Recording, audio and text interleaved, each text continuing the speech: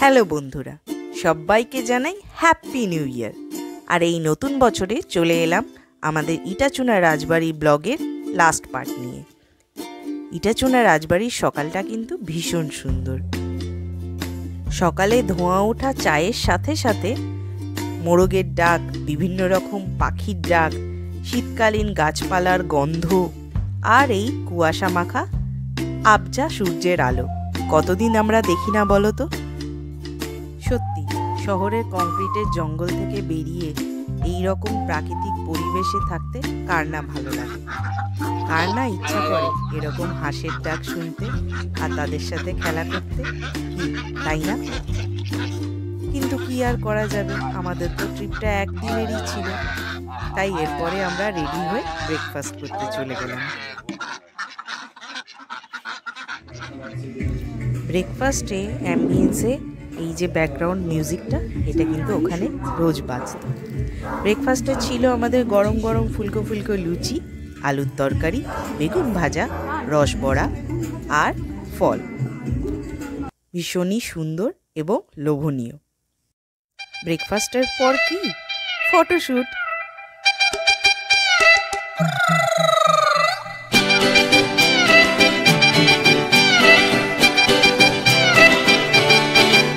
ওরে বাংলাদেশে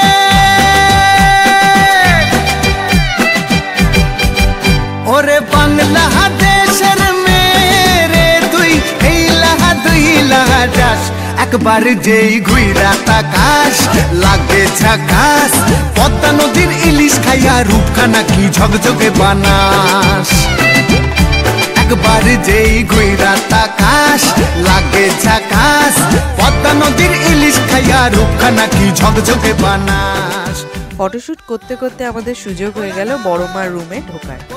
হ্যাঁ, এই রুমটা ঢোকা মাত্র বুঝতে পারলাম এটাই হলো রাজবাড়ির অ্যাকচুয়াল অ্যাম্বিয়েন্স। রুম তো রুম, বাথরুমটা দেখো তোমরা শুধু সবাই। বাথরুমে একটা এরকম ইজি চেয়ার, যাকে বলে আরাম কেদারা, আর এই এত বড় বাথরুম। সত্যি রাজবাড়ি বটে, কি তাই না? তোর ঠুমক ঠুমক চাল আর চিকন চিকন গাল, আহার আগের এমন তেজ যেন লাল মরিচের ঝাল। তোর ঠুমক ঠুমক চাল আর চিকন চিকন গাল, আহার আগের এমন তেজ যেন লাল মরিচের ঝাল।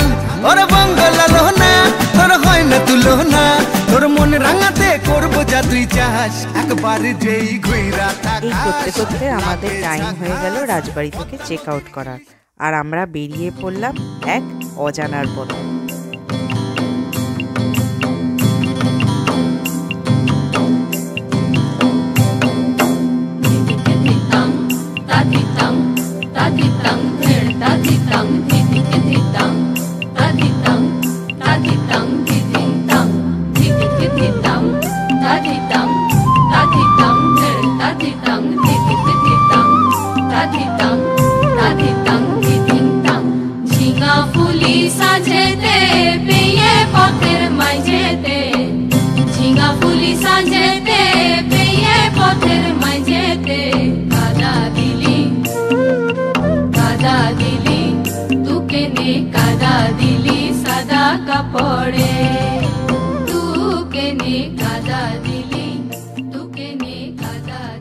আমরা বেরিয়ে পড়েছিলাম মা ব্রহ্মময়ীর কালীবাড়ি দেখতে।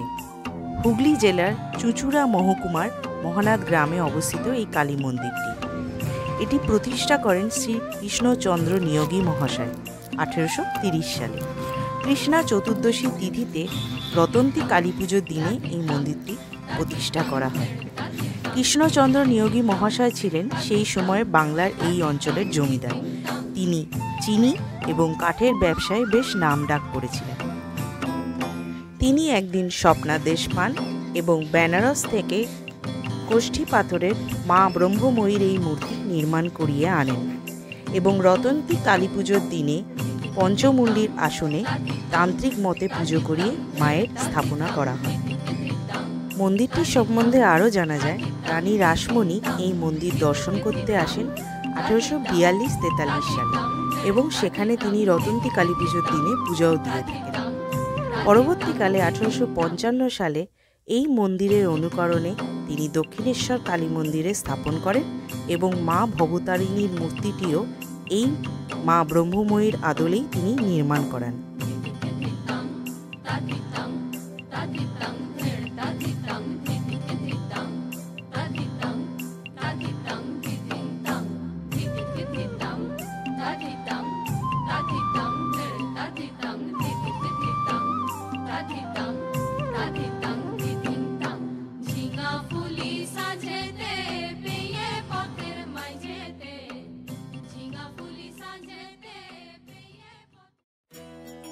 এরপর আমরা চলে গেলাম কৃষক বাজারের কাছে জটেশ্বর বাবার মন্দিরে। এই জটেশ্বর বাবার মন্দির সম্বন্ধে কোনো ঐতিহাসিক তথ্য আমরা জানতে পারিনি, কিন্তু মন্দিরের পাশের এই বিশাল বটগাছ এবং তার জটা দেখে এইটুকু ধারণা আমরা করতে পেরেছি মন্দিরটি সত্যিই পুরানো এবং তার নিশ্চয়ই কোনো ঐতিহাসিক মূল্য আছে।